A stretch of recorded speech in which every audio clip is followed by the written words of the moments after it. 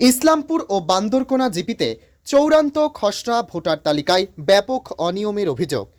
ফের ডিলিমিটেশনের দাবি জানালেন উত্তর বান্দরকোনার জনগণ। অন্যথায় ভোট বয়কটের হুঙ্কার দিলেন জনগণ। আজ এরালিগুল বাজারে সংবাদ সম্মেলন করে তারা অভিযোগ করেন, দায়িত্বপ্রাপ্ত আধিকারিকরা ইচ্ছাকৃতভাবে নাম কর্তন করে বিভিন্ন কেন্দ্রের ভোটার তালিকায় অন্তর্ভুক্ত করেছেন। বান্দরকোনা জিপির ভোটারদেরকে রহস্যজনকভাবে ইসলামপুর জিপিতে স্থানান্তর করে পূর্ব সিঙ্গারি ওয়ার্ডে যুক্ত করা হয়েছে।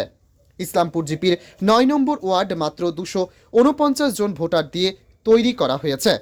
সবচেয়ে বড় কথা হলো, চূড়ান্ত ভোটার তালিকায় উক্ত কেন্দ্রে দেখা গেছে মাত্র ২৪৩ ভোটার, অথচ এই তালিকায় বান্দরকোনা পার্ট 2 থেকে ৩০৯ জন এবং তেঘরিয়া রেভিনিউ ভিলেজ থেকে ১০০ জন ভোটার নেওয়া হয়েছে। মোট ভোটার ৪০৯ হওয়ার কথা, কিন্তু ফাইনাল ভোটার তালিকায় মাত্র ২৪৩ জন ভোটারের নাম অন্তর্ভুক্ত হয়েছে।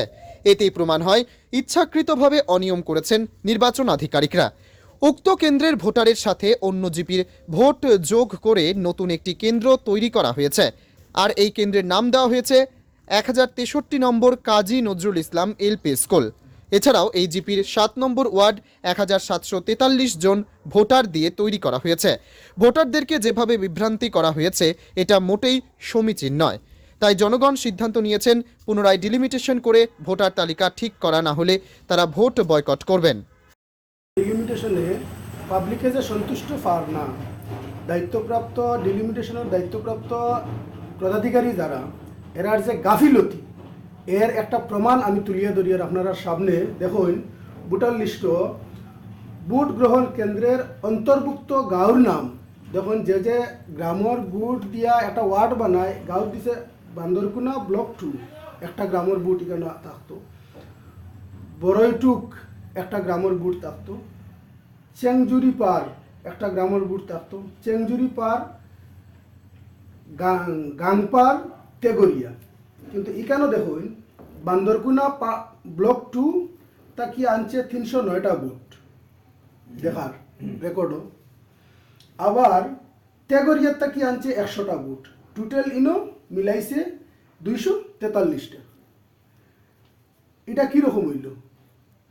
একটা ওয়ার্ড ৯ নম্বর ইলাসপুর গাঁও পঞ্চায়েতের ৯ নম্বর ওয়ার্ড হাজির ১৬৩ নং হাজি নজরুল ইসলাম এলপি স্কুল,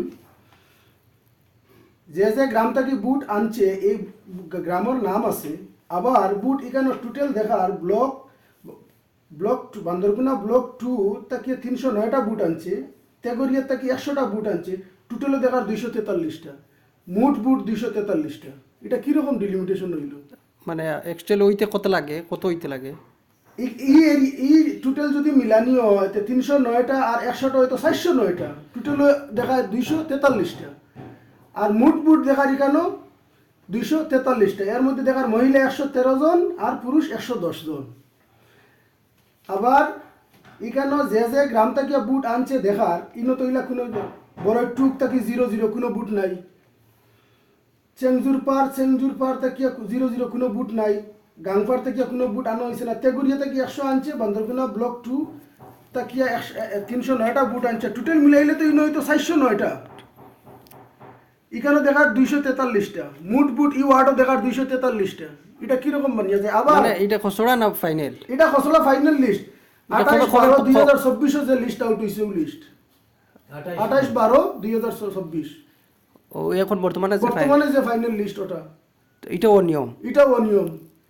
এর কারণে ডিসি স্যারের কাছে আমি রিকোয়েস্ট করিয়া, দায়িত্বপ্রাপ্ত যত আসুন সবার কাছে আমি রিকোয়েস্ট করিয়া যে লাগে বুট আরও ৬০ দিন পরে আপনাকে করাইয়া ভৌগোলিক এরিয়া মেনটেন করিয়া ফাইনাল লিস্টটা আপনাকে কমসে কম সুন্দর মতো তৈরি করিয়া পাবলিকে বেকার এটা পেরেশানির মাঝে আপনারা ভালাইয়া রাখছুন।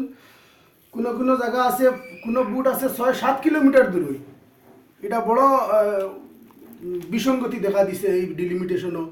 এই কারণে মানুষ সন্তুষ্ট নয়, আইনের আশ্রয় লইতে বাধ্য প্রত্যেক মানুষ। বিনোদিনী বাজার থেকে আব্দুর রহমানের প্রতিবেদন, গণ আওয়াজ।